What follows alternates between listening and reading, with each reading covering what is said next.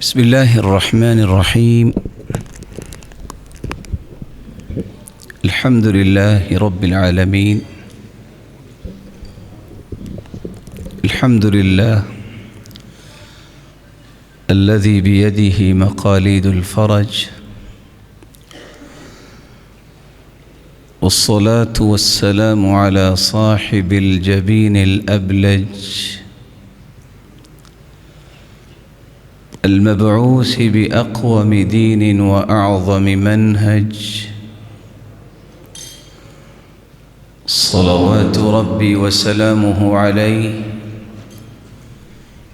وعلى آله وأصحابه السرج. أما بعد، فأعوذ بالله من الشيطان الرجيم. كتاب أنزلناه مبارك ليدبروا آياته وليتذكر أولو الألباب. لائق صد تکریم سامعین مکرم، قرآن مجید ایک منفرد اور بے مثال نوشتہ ہدایت ہے۔ یہ کتاب رحمت بھی ہے، کتاب برکت بھی ہے، اور کتاب حکمت بھی ہے۔ اللہ ذوالجلال نے اس کتاب کو انسانیت کی رشد و ہدایت کے لیے بطور دستور نازل کیا ہے۔ آپ کے علم میں ہے کہ دستور کا ہر آرٹیکل، ہر دستوری شق اپنے اندر ایک دنیا رکھتی ہے، اور انسانی زندگی کے متعدد زاویوں کو روشن بھی کرتی ہے اور بارونق بھی بناتی ہے۔ یہی وجہ ہے ماضی قریب و بعید میں جس نے بھی اس دستور کو سمجھ کے زندگی گزاری، وہ بختور کہلایا، خوش نصیب بنا، سعادت مند لوگوں کی صف میں شامل ہوا، اور اسے ہی علمی برتری اور بلندی سے اللہ ذوالجلال نے نوازا۔ اس دستور کی فہم، اس دستور کی بصیرت، یہ بڑی عقل کی بات ہے، جس کو قرآن نے بھی یوں بیان کیا ہے، وَمَا يَتَذَكَّرُ إِلَّا أُولُو الْأَلْبَابِ۔ میں اس مختصر سے وقت میں آپ کے سامنے صرف چند چیزیں ہی رکھ سکوں گا۔ پہلی چیز، فہم قرآن کس کو کہتے ہیں؟ قرآن مجید کی فہم، قرآن مجید کو سمجھنا۔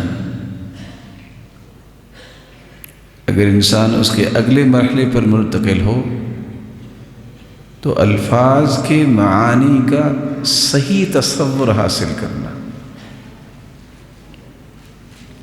اگر اس کے اگلے سٹیپ پہ انسان جائے تو اللہ ذوالجلال کی طرف سے آیات بینات،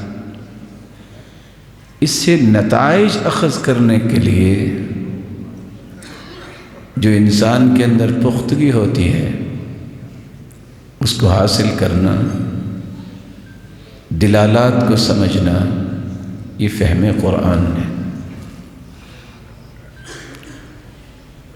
اس لیے امام زرکشی رحمۃ اللہ علیہ کہا کرتے تھے، قرآن مجید کی فہم جس کو نہیں ہے، جس کے معانی اور مطالب اور مدعا اور مفاہیم سے واقف نہیں ہے، وہ کبھی بھی قرآن مجید کی تلاوت سے لذت نہیں حاصل کر سکتا۔ من لم يكن له علم وفهم وتقوى وتدبر، جس شخص کے پاس قرآن کا علم نہیں ہے، اس کی فہم نہیں ہے، اور فہم کے بعد تقوی نہیں ہے، غور کرنے کی صلاحیت نہیں ہے، لم يدرك من لذة القرآن شيئا، وہ قرآن مجید کی ادنا بھی لذت سے واقف نہیں ہوتا۔ یہی وجہ ہے قرآن مجید کے معانی اور مطالب سے واقفیت نہ ہونے کی وجہ سے قرآن کو عام کتاب کی طرح پڑھا جاتا ہے اور اس کے پڑھنے سے راحت نصیب نہیں ہو رہی، لوگوں کو چین نہیں مل رہا۔ عرب کو دیکھیے، جہنم کی چند آیتیں اگر اکٹھی آ جائیں تو ان کے لیے پڑھنا مشکل ہو جاتا ہے۔ اور امام طبری رحمۃ اللہ علیہ اس لیے کہا کرتے تھے، بلکہ سوال کیا کرتے تھے، انی اعجب ممن قرأ القرآن ولم يعلم تأويله كيف يلتز بقراءتي۔ مجھے تعجب اس بات پر ہے کہ جو قرآن مجید کی تلاوت بھی کرتا ہے لیکن اسے معانی اور مفاہیم سے واقفیت نہیں ہے، وہ لذت کیسے لیتا ہے؟ اس کا مطلب یہ ہے کہ اسے لذت نصیب نہیں ہوتی۔ سیدنا حسن بصری رحمۃ اللہ علیہ اس لیے فرمایا کرتے تھے، تفقد اللذہ فی ثلاثہ، زندگی میں 3 چیزوں میں لذت کو تلاش کیا کرو۔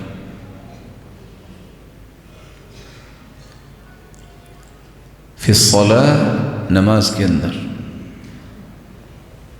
والذکر، اللہ کے ذکر میں، وتلاوت القرآن، اور قرآن مجید کی تلاوت میں۔ اگر کسی کو قرآن پڑھنے سے لذت نصیب ہو، ذکر الہی میں پرکیف اور پرسکون ہو جائے، اور نماز پڑھنے سے اس کی سعادتیں سر سے پاؤں تک اسے سرشاری محسوس ہو رہی ہو، تو سمجھ لے رب کی رحمت کا دروازہ اس کی طرف کھلا ہوا ہے۔ وَإِلَّا فَاعْلَمْ أَنَّ الْبَابَ مُغْلَقٌ، اور اگر تمہیں نماز پڑھنے سے سکون نہیں آتا، قرآن پڑھنے سے تمہیں سکون نہیں ملتا، لذت نہیں آتی، اللہ کے ذکر سے حلاوت محسوس نہیں ہوتی، تو یاد رکھنا رب کی رحمت کا دروازہ بند ہو چکا ہے۔ اس رحمت کے دروازے کو کھلا رکھنے کے لیے اور قرآن مجید کی مٹھاس اور چاشنی کو پانے کے لیے اس کے معنی، اس کے مطالب، اس کے مفاہیم، اس کے مدعا سے واقفیت ضروری ہے۔ اگر انسان کو قرآن مجید کا فہم نہیں ہے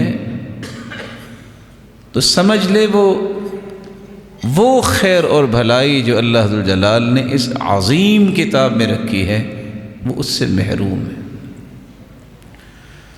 سیدنا علی بن ابی طالب رضی اللہ تعالی عنہ فرمایا کرتے تھے، الا انبئکم بالفقیہ حق الفقیہ،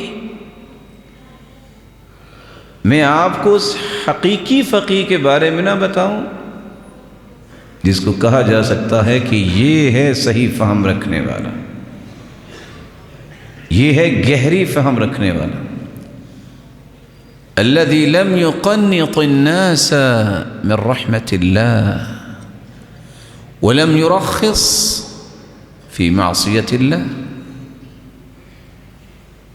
ایسا شخص جو کبھی بھی دنیا کو اللہ کی رحمت سے مایوس نہیں ہونے دیتا اور کبھی بھی برائی کے راستے نہیں دیتا، رخصتیں نہیں دیتا۔ یہ ہے قرآن کی گہری فہم رکھنے والا، جو چھوٹی سی بات کا حجم بڑھا کے اللہ کی رحمت سے مایوس کر دے کہ تم تو کافر ہو گئے اور تمہارا تو یہ حال ہونے والا ہے، نہ جانے قبر حشر میں تیرا کیا بنے گا، اور اس قدر اس کو مایوس کر دینا اللہ کی رحمت سے، یا بڑے سے بڑے گناہ پہ بھی مرجیہ کی طرح، اباحیت پسندوں کی طرح پرواہ نہ کرنا، یہ لوگ کبھی بھی فقہ کے قریب نہیں گئے۔ اصل فقیہ وہ ہوتا ہے جو مخلوق کو خالق کی رحمت کے ساتھ جوڑتا ہے اور کبھی بھی گناہوں کے حیلے بہانے اور راستے نہیں دیتا۔ ساتھ ہی فرمایا لا خیر فی عبادت لیس فیہا تفہم، اس عبادت میں کوئی بھی خیر نہیں ہے جو بغیر فہم کے کی جائے۔ ایک شخص کھڑا ہے قیام میں، رکوع میں اور سجدے میں ہے، اسے یہ پتہ ہی نہیں ہے کہ میں کیا کہہ رہا ہوں۔ اس لیے سلف صالحین سے جب کوئی نصیحت پوچھی جاتی، ایسے بھی نیک لوگ گزرے ہیں، وہ نصیحت کیا کرتے نماز سوچ کے پڑھا کرو، یہ سوچا کرو تم کیا پڑھ رہے ہو۔ ولا خیر فی فقہ، اس فقہ میں بھی خیر نہیں ہے جس کے اندر تدبر نہ ہو کہ یہ میں پڑھ رہا ہوں، یہ صرف جزیات اور کلیات کو جوڑ کے مسائل کو اخذ کرنا، استنباط اور استدلال کی گتھیاں سلجھانا اور عمل نہ کرنا، اس شخص کو کیا فائدہ دیں گے؟ یہ قواعد، یہ اصول، یہ ضوابط کیا فائدہ دیں گے؟ ایمانیات اور اسلام یہ عملی شکل کا نام ہے، انسانیت عمل سے بنتی ہے، قواعد کو یاد کرنے سے تو نہیں بنے گی۔ ولا خیر فی قراءہ لیس فیہا تدبر، اور وہ قرآن مجید کی قراءت جس کے اندر تدبر مفقود ہے، اس قراءت میں بھی کوئی خیر محسوس نہیں ہوگی اس کے لیے، کیونکہ قرآن مجید تو شفا ہے، اس کے الفاظ، اس کے مطالب، اس کی محبت، یہ اللہ عز و جلال نے دنیا جہان کی خیر و برکت کا مجموعہ بنایا۔ قرآن مجید کی فہم سے جو محروم ہوتا ہے، سمجھ لو کہ دنیا کی بہترین تہذیب و تمدن سے محروم ہے۔ اس لیے سیدنا سعید بن جبیر رحمہ اللہ، جو سیدنا عبداللہ ابن عباس کی ارشد تلامذہ میں سے تھے، وہ کہا کرتے تھے الذي قرأ القرآن ولم يعلم تفسيره هو كالأعمى أو كالأعرابي، جو قرآن مجید کو پڑھتا ہے لیکن اسے معانی سے، تفسیر سے واقفیت نہیں ہے، سمجھ لو ایسے جیسے وہ اندھا ہے یا دیہاتی ہے۔ دیہاتی بھی تہذیب و تمدن سے عاری ہوتے ہیں بسا اوقات، کیونکہ حدیث کے الفاظ ہیں، صحیح الجامع کی روایت ہے، من بدا جفا، جو بھی اس طرح کے ماحول میں رہتا ہے اس کا مزاج اکھڑا ہوا بن جاتا ہے۔ ومن اتبع الصید غفل، جو شکار کا شوقین اس طرح ہو جاتا ہے کہ بس اسے کوئی پرواہ نہیں ہے نمازوں کی، وہ پھر دین سے غافل ہو جاتا ہے۔ ومن اتى ابواب السلاطین فقد افتتن، جو بادشاہوں کے در و دربار پہ حاضری کو سعادت سمجھتا ہے، وہ کبھی بھی فتنوں سے نہیں بچ سکتا۔ تو قرآن مجید کی فہم سے محروم انسان اس اندھے کی طرح ہے جس نے کچھ دیکھا ہی نہیں ہے۔ حالانکہ دنیا کی رنگینی بڑے بڑے لوگوں کو بہا کے لے جاتی ہے، اس کی رونقیں بھی ہیں، نعمتیں بھی ہیں، بیت اللہ جیسی، قرآن جیسی، لیکن جس طرح آنکھوں کی روشنی سے محروم انسان کسی بھی چیز سے لذت نہیں حاصل کرتا، جو قرآن کی معانی اور مطالب اور مفاہیم اور مدعا اور تفسیر سے واقف نہیں ہے، اس کی مثال ایسے شخص کی ہے، یا اس دیہاتی کی طرح ہے جسے تہذیب و تمدن کا نام بھی نہیں آتا ہو۔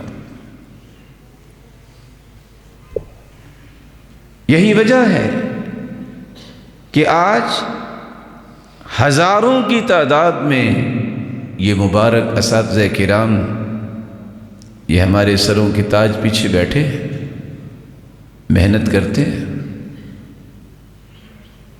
بچے پڑھتے ہیں، لیکن شاید کہ یہ داعیہ بہت کمزور ہو گیا ہے کہ آج اگر یہ پوچھ دیا جائے کہ آپ میں سے کتنے لوگ ہیں جن کو پورا قرآن ترجمے سے آتا ہے، کتنے ہاتھ کھڑے ہوں گے؟ کسی گیدرنگ میں آپ ہاتھ کھڑے کروا کے دیکھیے، کتنے ایسے لوگ ہوں گے جو 14 والیوم کی لا کی کتابیں پڑھ رہے ہوں گے، لیکن ان کی قسمت میں نہیں ہے کہ وہ قرآن مجید کے 6 پاروں کا ترجمہ کر سکے۔ اور جو دستور سے واقف نہیں ہے، اس کی زندگی میں وہ فیوز و برکات آئے گی کیسے؟ اتفاق سے ایک شخص امریکہ سے آیا، اس کی خواہش تھی کہ میں ملاقات کروں، بیٹھے، کہتے میں آپ سے ایک قصہ شیئر کرنا چاہتا ہوں۔ میں نے کہا بتائیے۔ کہتے میں جب امریکہ میں گیا تو میں چونکہ مسلمان تھا تو میں اپنے آپ کو بڑا چیمپئن سمجھتا تھا کہ میں اسلام کا چیمپئن ہوں۔ ایک دن کچھ لوگ آئے جو نان بلیورز تھے، جیوز میں سے یہودی آئے اور دیکھتے ہیں کہ نماز ہو رہی، کہتی یہ لائن بنا کے کھڑے ہیں، یہ کیا کر رہے ہیں؟ تو میں نے کہا یہ نماز پڑھ رہے ہیں۔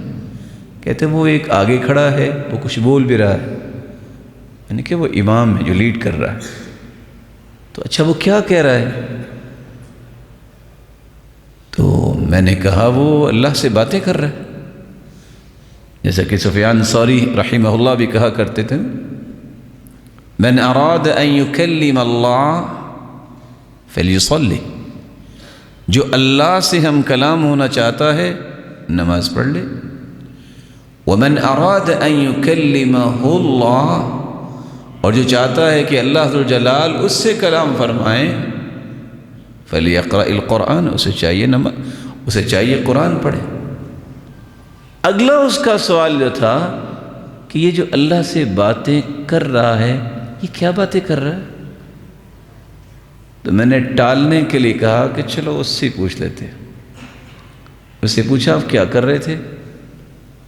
کہتے میں نماز پڑھ رہا تھا۔ کہتے تم کچھ بول رہے تھے؟ کہتے میں قرآن پڑھ رہا تھا۔ کہتے قرآن کیا ہے؟ کہتے اللہ کی کلام ہے، اللہ سے باتیں ہو رہی تھی۔ تو اچھا اللہ سے باتیں کیا کر رہے تھے؟ کہتے یہ تو مجھے بھی پتہ نہیں ہے۔ تو کہا لگا کے چلا گیا، کہتا ہے دیکھو یہ ہے مسلمان جو اللہ سے باتیں کرتے ہیں، ان کو یہ بھی پتہ نہیں ہے کہ اللہ سے باتیں کیا کرتے ہیں۔ کہتا ہے اس دن مجھے سمجھ آئی کہ میں اسلام کا چیمپئن بنا پھرتا ہوں، مجھے تو فاتحہ کا ترجمہ نہیں آتا۔ اور جب وہ آیا تو اس خوشی سے وہ خبر دے رہا تھا کہ اللہ کے فضل، اس کی عنایت اور توفیق سے میں نے اب پورے قرآن مجید کا ترجمہ پڑھ لیا ہے اور سمجھا ہے۔ میرا یہ کہنا ہے کہ آپ یہ روشن چہرے بیٹھے ہیں، آپ 6 سال کے بجائے 36 سال بھی کسی مسجد مدرسہ میں پڑھ لیں، اگر آپ کو قرآن مجید کا مفہوم نہیں آتا تو سمجھ لیں آپ نے 36 سال ضائع کر دیے، کیونکہ قرآن مجید کے حقوق میں سے پہلا حق ہے۔ کیا حق ہے؟ جس طرح ایمان لانا اس کا حق ہے، جس طرح اسے رسول اللہ صلی اللہ علیہ وسلم کے طریقے کے مطابق پڑھنا حق ہے، اسی طرح صحابہ کرام کی طرح اسے سمجھنا بھی حق ہے۔ اس لیے امام غزالی رحمۃ اللہ علیہ فرمایا کرتے تھے الذین آتیناہم الکتاب یتلونہ حق تلاوتی، قرآن مجید کی تلاوت کا حق جو ادا کرتے ہیں کون سے لوگ ہیں؟ یشترک فیہ اللسان والعقل والقلب، جب تک انسان زبان، عقل، دل تینوں کو استعمال نہیں کرتا وہ قرآن کا حق ادا نہیں کر سکتا۔ فحظ اللسان تصحیح الحروف بالترتیل، زبان کا حصہ کیا ہے کہ قرآن مجید کے حروف کو انتہائی عمدگی سے پڑھے۔ فحظ العقل تفسیر المعانی، اور عقل کا کیا حصہ ہے کہ وہ ان الفاظ کے معانی سے واقف۔ وحظ القلب الاتعاظ والتأثر بالانزجار والائتمار، اللہ ذوالجلال نے جس بات کا حکم دے دیا، جس بات سے منع کر دیا، اس سے سبق لینا، اس کے اثر کو قبول کرنا، یہ دل کا حق۔ پھر وہ آخر میں کہتے ہیں فاللسان یرتل والعقل یترجم والقلب یتعظ، زبان قرآن مجید خوبصورت پڑھے گی، عقل اس کی ترجمانی کرے گی، اور دل اس سے نصیحت لے کے زندگی کا حصہ بن جائے گا۔ عمرو بن مرہ رویا کرتے تھے اور کہتے تھے ما مررت بآیت من کتاب اللہ لا اعرفها الا احزنتنی، میں نے جب بھی قرآن مجید کی آیت پڑھی اور اس کا معنی مجھے نہ آتا تو یہ مجھے غمگین کر دیتی۔ کیوں؟ لأنی سمعت اللہ یقول، کیونکہ میں نے اللہ ذوالجلال کے کلام کو سنا ہے۔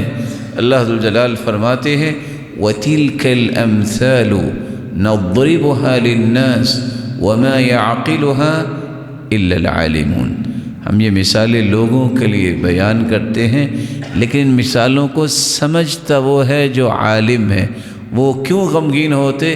اس کا مطلب ہے مجھے قرآن کا فہم نہیں ہے تو میں عالم نہیں ہوں، اور یہ حقیقت ہے میرے لیے اور آپ کے لیے بھی پیغام ہے۔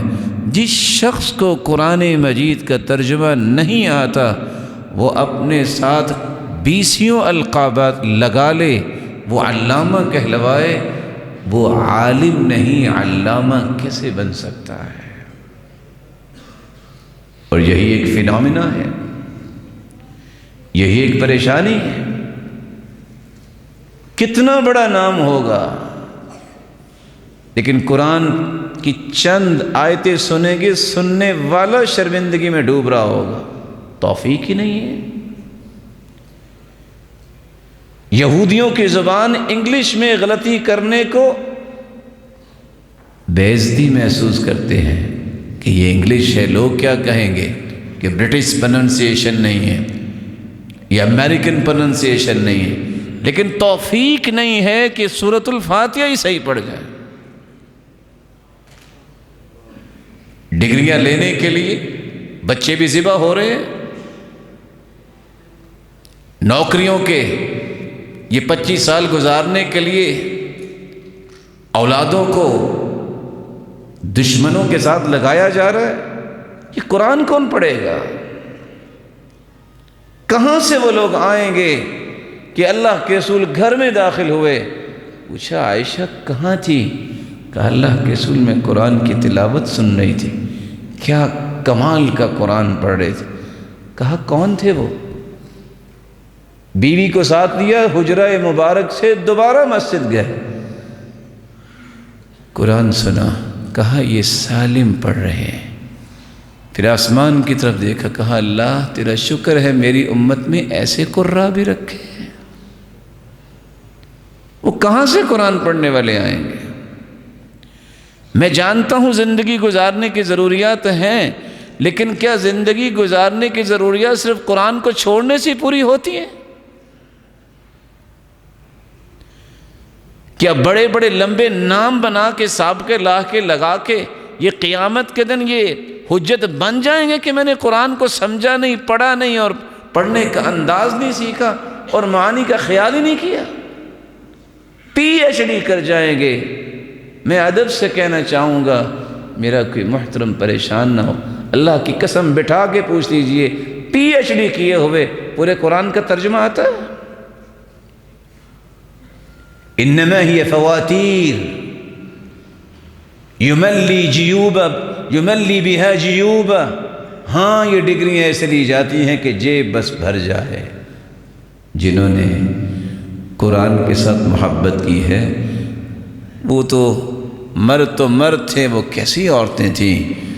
حجاج بن یوسف جا رہے تھے، ایک عورت رو کے کہتی ہے میں قسم دیتی ہوں تمہیں اس رب کی جس رب نے پہلے 15 پاروں میں کلا کا لفظ نہیں اتارا۔ پریشان ہو گیا، یہ مائی کیا کہہ رہی ہے؟ کہا رک جاؤ۔ اس نے 15 پارے پڑھے، کہتا اب جو مانگتی ہے دے دو، واقعتاً پہلے 15 پارے میں کلا کا لفظ نہیں آیا۔ یہاں کوئی ہاتھ اٹھا کے کہہ سکتا ہے کہ 15 پارے بغیر غلطی کے پڑھ سکتا؟ بسد احترام۔ یہاں کوئی ہاتھ اٹھا کے کہہ سکتا ہے کہ مجھے 10,000 حدیثیں یاد ہیں؟ یہ کون کرے گا؟ کہاں سے لوگ آئیں گے؟ زمین سے نہیں اگیں گے۔ یہ ہے میرا مشن، یہ ہے میرا منہج، یہ ہے کتاب و سنت کا منہج۔ کتاب و سنت کا منہج 4 سے 6 سے 10 سے 12 شعر سنا کے سلام کر کے چلے جانا، لوگوں کی نمازیں صبح کی ضائع کر کے چلے جانا، آدھی آدھی رات بٹھائے رکھنا، یہ اہل حدیث کا منہج نہیں ہے۔ اہل حدیث کا منہج ہے قرآن اور سنت، اس کی صحیح فہم اس کے پاس۔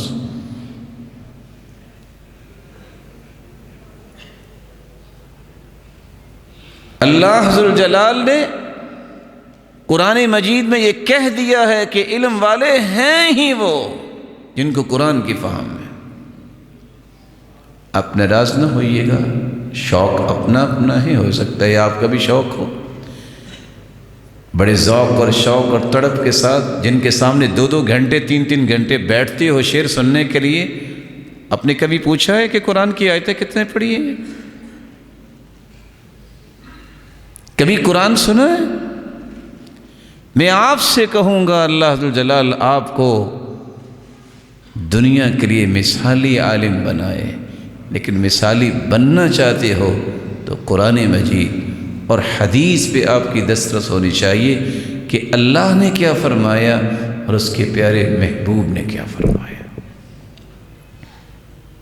امتیاز ہی یہ ہے اہل قرآن کا، اہل حدیث کا، کہ وہ قرآن کو اس انداز سے سمجھتے ہیں جس انداز سے صحابہ کرام نے سمجھا۔ اس لیے عبداللہ ابن مسعود رضی اللہ تعالی عنہ فرمایا کرتے تھے قفوا عند عجائبہ وحرکوا بہ القلوب۔ قرآن نے بڑے بڑے عجائب بیان کیے، رکا کرو، دل کو حرکت دو کہ اللہ کیا کہہ رہے ہیں۔ یہاں مصیبت یہ ہے کہ فن کی عظمت ختم، فنکاری عام ہو گئی، قرآن کی محافل بھی آج کھیل تماشا بن گئی۔ وہ کہا کرتے تھے دل کو حرکت دو، سوچ پیدا کرو، یہ سارا کچھ یہ حرکت دینے لگ جاتا۔ سامنے بیٹھے بھی دیکھ رہے ہوتے ہیں کہ شاید کرکٹ میچ ہو رہا ہے۔ قرآن مجید میں تو اللہ ذو الجلال نے، اور سیدہ اسماء رضی اللہ تعالی عنہ کی روایت بتاتی ہے کان اصحاب النبی صلی اللہ علیہ وسلم اذا قرئ علیہم القرآن، صحابہ پہ جب قرآن پڑھا جاتا، کما نعتهم اللہ سبحانہ وتعالی، اللہ نے جیسے ان کا وصف بیان کیا، ان کی حالت کیا ہوتی تھی؟ تدمع اعینہم، ان کی آنکھوں سے آنسوؤں کی رم جم جاری ہو جاتی، وَتَقْشَعِرُّ جُلُودُهُمْ، اور ان کے رونگٹے کھڑے ہو جاتے جیسے کہ اللہ کی کلام ہے۔ اور یہاں کھیل بنا ہوتا ہے، نعرے لگ رہے ہوتے ہیں، کوئی کچھ کر رہا ہوتا ہے۔ یہ قرآن کی عظمت کے ساتھ تلاعب یہ شرعاً جائز نہیں ہے۔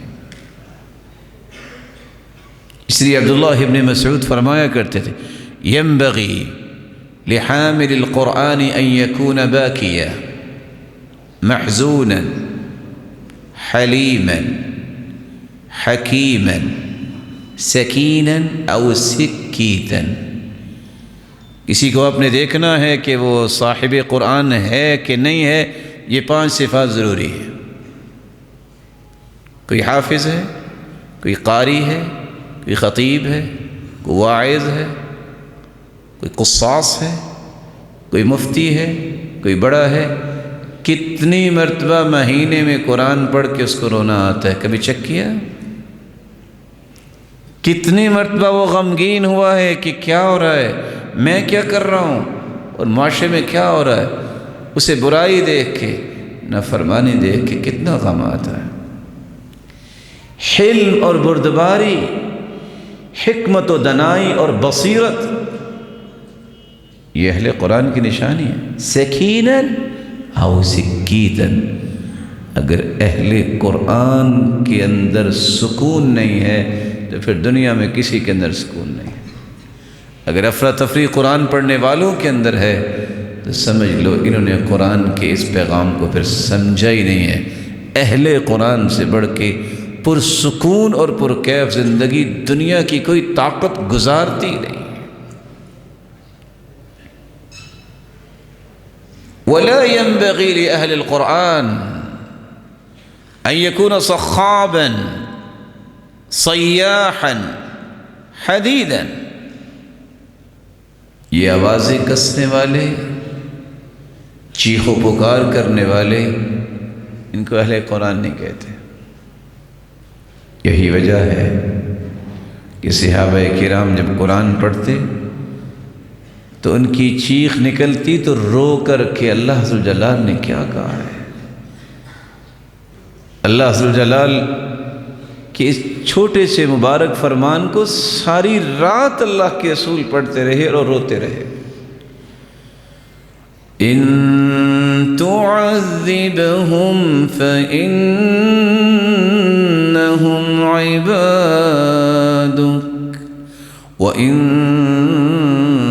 تغفر لهم فإنك أنت العزيز الحكيم۔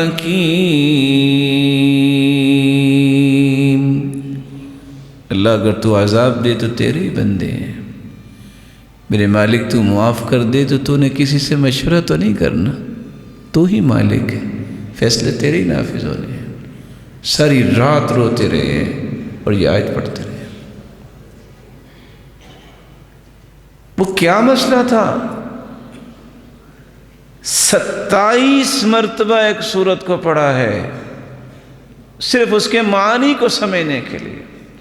عبداللہ ابن عباس کہتے ہیں میں اگر اذا زلزلت الارض زلزالها پڑھوں غور کر کے اس کے معنی کو، یہ بہتر ہے کہ میں ساری رات قرآن تیزی سے پڑھ لوں اور کہوں کہ میں نے تو قرآن بہت پڑھ لیا ہے۔ وَاتَّقُوا يَوْمًا تُرْجَعُونَ فِيهِ إِلَى اللَّهِ۔ حسن بصری رحمۃ اللہ علیہ، محمد ابن القعب القرظی، یہ لوگ ایک ایک آیت کو پڑھتے پڑھتے راتیں گزار دیتے۔ راوی روایت کرتے ہیں اسماء رضی اللہ تعالی عنہ کے متعلق کہ جب میں آیا تو وہ عشاء کے بعد قیام میں کھڑی تھی اور ایک آیت پڑھ رہی تھی، تقرأ وتبکی، تقرأ وتبکی، پڑھتی رونے لگ جاتی، پھر پڑھتی پھر رونے لگ جاتی۔ فمن اللہ علینا ووقانا عذاب السموم۔ یہ اللہ کا احسان ہے کہ اللہ جلال ہمیں جہنم سے محفوظ فرمائے۔ اس نے کہا کہ چلو میں بازار جاتا ہوں، کام ہے مکمل کر کے آتا ہوں۔ بازار گئے، سامان خریدا، واپس آئے، اور ابھی بھی وہ کھڑی پڑ رہی تھی اور رو رہی تھی۔ کس وجہ سے؟ سمجھ آ رہی تھی کہ اس کے اندر کیا ہے۔ وہ عمر تھے تو بہادر، جس کے بارے میں قیصر نے کہا تھا، روم کے بادشاہ نے، ذرا دیکھو تو صحیح یہ عمر ہے کون؟ انہو قد اکل کبدی، اس کے خوف نے میرا کلیجہ کھا لیا ہے۔ وہ عمر اتنا جری اور بہادر تھا کہ روم کی سلطنت کانپتی تھی اس کا نام لیتے، لیکن جب وہ پڑھتے ہیں وَالطُّورِ وَكِتَابٍ مَّسْطُورٍ فِي رَقٍّ مَّنشُورٍ وَالْبَيْتِ الْمَعْمُورِ وَالسَّقْفِ الْمَرْفُوعِ وَالْبَحْرِ الْمَسْجُورِ إِنَّ عَذَابَ رَبِّكَ لَوَاقِعٌ مَا لَهُ مِن دَافِعٍ۔ اس طرح رونے سے چیخ نکلتی ہے، پچھلی صفوں تک آواز جاتی ہے۔ راوی بیان کرتے ہیں رو رو کے دونوں آنکھوں کے ساتھ ان کے نشان بن چکے تھے۔ آج یہ چیز اللہ ہماری قسمت میں کر دے کہ ہم قرآن کو سمجھ کے پڑھیں۔ یہاں نظام ایسا بادشاہی ہے، جہنم کی آیتیں پڑھ رہے ہوں گے قرائے کرام، اور آگے کہہ رہے ہوں گے سبحان اللہ۔ اس قدر محرومی کہ یہ بھی پتہ نہیں ہے کہ اللہ ذو جلال کیا فرما رہے ہیں۔ رسول اکرم صلی اللہ علیہ وآلہ وسلم کے صحابہ، پھر تابعین، پھر تبع تابعین، صلحاء، اتقیاء اور علماء ربانیین کا یہی منہج تھا۔ کون سا؟ جس کو عثمان رضی اللہ تعالی عنہ نے بیان کیا، كان الرجل منا إذا تعلم 10 آيات لم يجاوزهن حتى يعرف معانيهن والعمل بهن۔ صحابی کہتے ہم 10 آیتیں پڑھتے، جب تک ان کے معانی نہ پڑھ لیتے، اس کے مطابق عمل نہ کر لیتے، ہم 11ویں آیت کی طرف منتقل نہ ہوا کرتے۔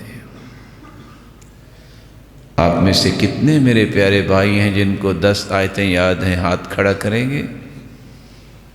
کسی کو بھی یاد نہیں ہے؟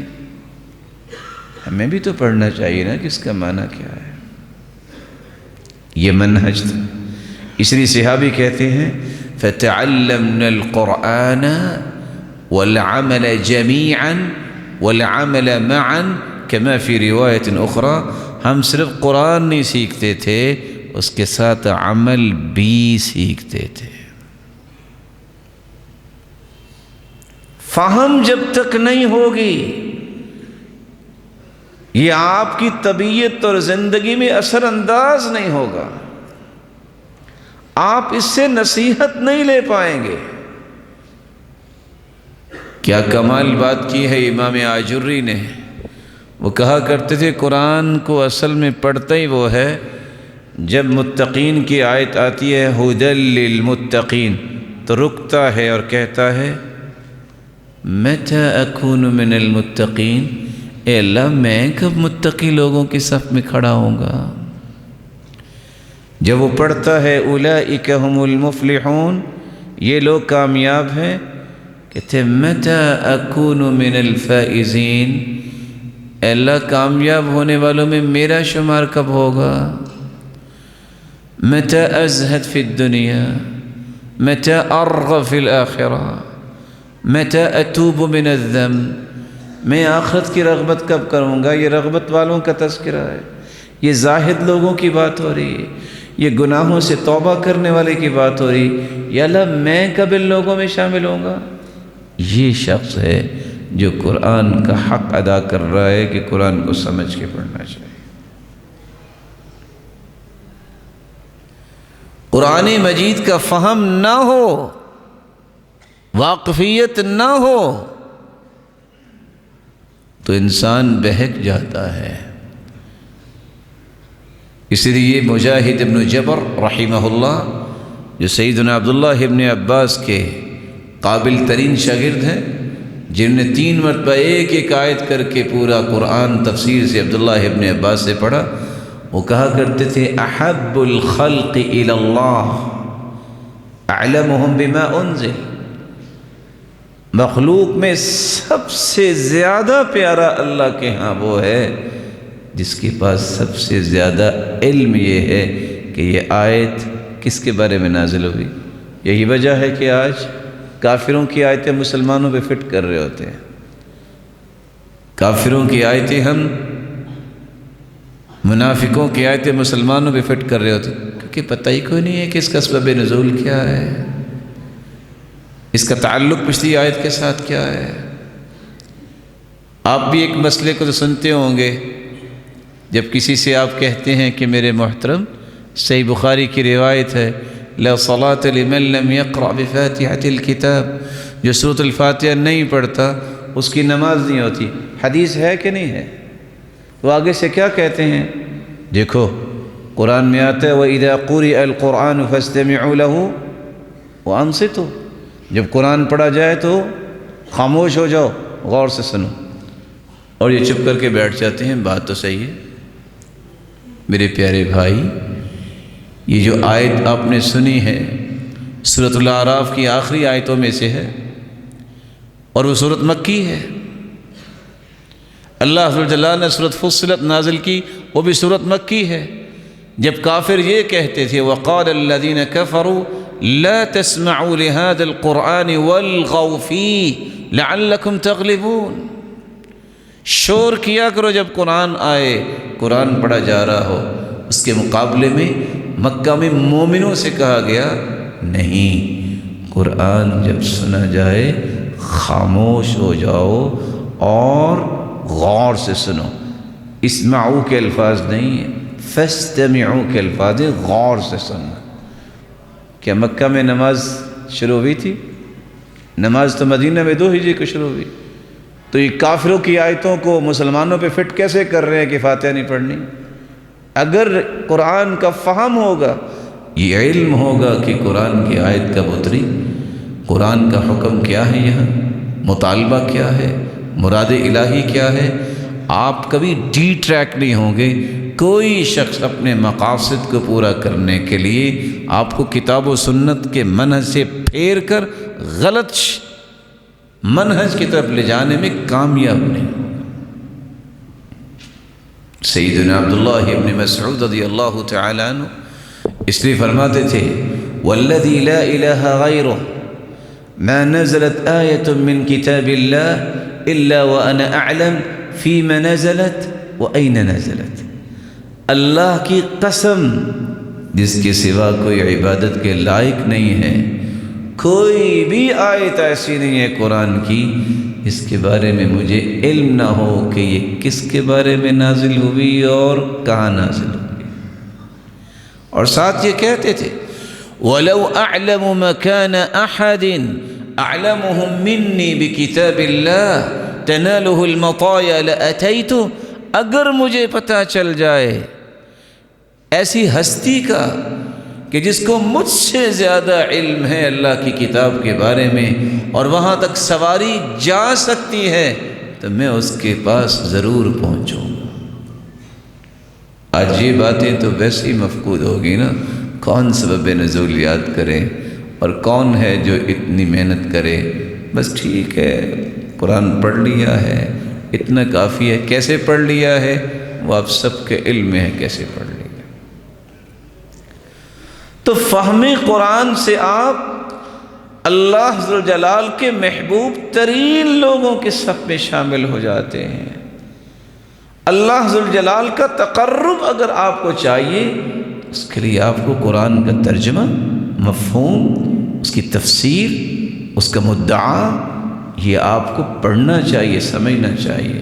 اس لیے امام ابن رجب رحمہ اللہ فرمایا کرتے تھے وَمِنْ أَعْظَمِ مَا يَتَقَرَّبُ بِهِ الْعَبْدُ إِلَى اللَّهِ سُبْحَانَهُ وَتَعَالَى مِنَ النَّوَافِلِ كَثْرَةُ تِلَاوَةِ الْقُرْآنِ بِتَفَكُّرٍ وَتَدَبُّرٍ وَتَفَهُّمٍ، سب سے آسان راستہ جو اللہ ذو الجلال کے تقرب کا ہے نوافل میں سے، آپ قرآن مجید کو غور سے پڑھیے، سوچ کے پڑھیے، غور کر کے پڑھیے اور پھر سمجھ کے پڑھیے۔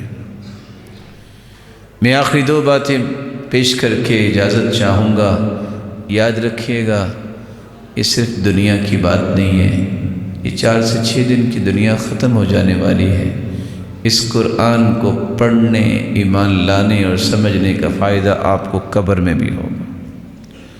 لمبی روایت سنن نبی داؤد کی صحیح الجامع کی، اور اس کا کچھ حصہ صحیح بخاری میں بھی آپ نے سنا ہوگا۔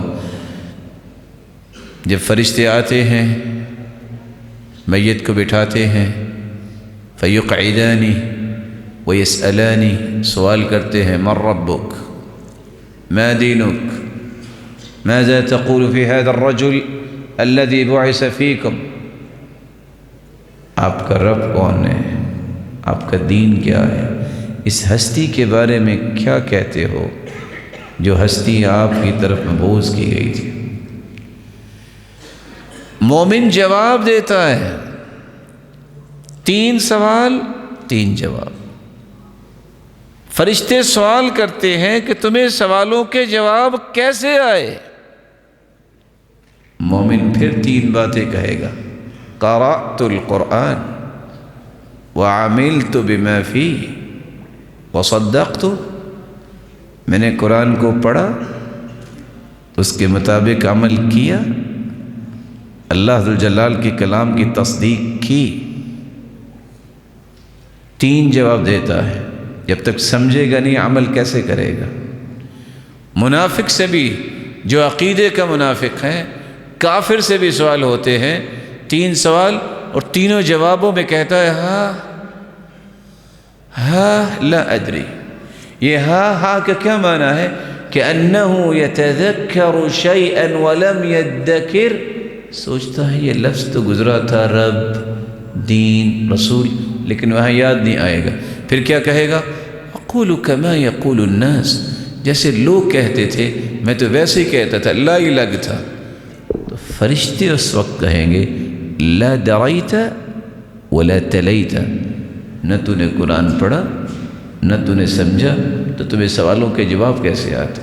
یہ خوش نصیب مومن ہے جس کو قبر میں بھی جب تینوں سوال کیے جائیں گے، جواب آئیں گے، پھر پوچھیں گے کیسے آپ کو پتہ چلا، وہ کہے گا میں نے قرآن پڑھا، ساتھ ہی اللہ ذو الجلال کی طرف سے اعلان ہوگا ان صدق عبدی، صحیح الجامع کی ایک لمبی روایت ہے، میرے فرشتوں میرے بندے نے سچ کہا ہے، البسوہ لباس الجنہ، یہ 3 چادروں میں اسے چھوڑ کے چلے گئے، نہیں، اس کو ابھی جنتی لباس پہنا دیا جائے، افرشو لہو فراش الجنہ، یہ مٹی کے گھروندے میں چھوڑ کے چلے گئے اور نیچے بھی کچھ نہیں بچھایا کیونکہ سنت نہیں ہے، مٹی پہ لٹا گئے، نہیں، ابھی سے جنت کے بچھونے بچھا دیے جائے، وَافْتَحُوا لَهُ بَابًا إِلَى الْجَنَّةِ وَيُوَسَّعُ لَهُ فِي قَبْرِ، اس کی قبر کو کھول دیا جائے، بہت چھوٹی سی جگہ پہ اس کو مٹی کے گھروندے میں چھوڑ گئے، نہیں، اس کی قبر کو اتنا کھول دو، مد بصری، جہاں تک نظر جاتی ہے، اور ایک جنت کا دروازہ کھول دیا جائے، فَيَأْتِيهِ مِن رِيحِهَا وَرَوْحِهَا، جنت کی ہوائیں بھی آئیں اور خوشبوئیں بھی آئیں، اور پھر کہا جاتا ہے جب یہ انعام دیکھتا کہتا ربی اقم الساعة حتى ارجع الى اہلی، اللہ قیامت قائم کیجئے تاکہ میں گھر والوں کو جا کے بتاؤں دیکھو کتنا کچھ ملا۔ فرشتے کہتے ہیں نم كنومة العروس، سو جاؤ، قیامت تو اپنے وقت پہ آئے گی، جب تک قیامت نہیں آتی سو جاؤ، تمہیں کوئی اٹھائے گا نہیں۔ یہ راحتیں اگر آپ قبر میں جاتے، یہ خوشخبریاں، تو اس کے لیے قرآن کو سمجھنا پڑے گا۔ اور امام ابن تیمیہ رحمۃ اللہ علیہ نے تو کتنی بڑی بات کہہ دی، وہ کہا کرتے تھے من تدبر القرآن طالبا للہدى منہ تبین له طریق الجنہ، جو شخص قرآن کو سمجھ کے پڑھتا ہے اور اس کا مطالبہ یہ ہے، نیت یہ ہے کہ مجھے ہدایت مل جائے، اللہ ذو الجلال اس کے لیے جنت کا راستہ آسان کر دیتے ہیں۔ میری اللہ ذو الجلال سے دعا ہے، اللہ ذو الجلال ہمیں فہم قرآن کی نعمت سے نواز دے، اور قرآن مجید کو سمجھ کر پڑھنے اور پھر اس پر عمل کرنے اور اس کے پیغام کو دنیا کے کونے کونے تک پہنچانے کی توفیق عطا فرمائے۔ میں دل کی اتھا گہرائیوں سے دعا گو ہوں محسن جماعت فضیلت الشیخ عارف جاوید محمدی صاحب حفظہ اللہ ویرعا، کیا کمال کا ان کا ذوق ہے کہ کس طرح دینی تراث اور خصوصاً صحیح منہج کے حاملین کی تراث کو جمع کیا جا سکتا ہے۔ آج یہ خوبصورت بزم انہیں سجائی ہے، اللہ ذوالجلال ان کو دنیا اور آخرت میں عزتوں اور برکتوں سے نوازے اور اپنی شان کے مطابق انعامات سے نوازے، اور ہم سب کو جس طرح اللہ نے مسجد میں جمع کیا ہے جنت الفردوس میں بھی جمع فرمائے، اپنے محبوب کی رفاقت نصیب فرمائے اور اپنے دیدار کا مستحق بنائے۔ وآخر دعوانا الحمدللہ۔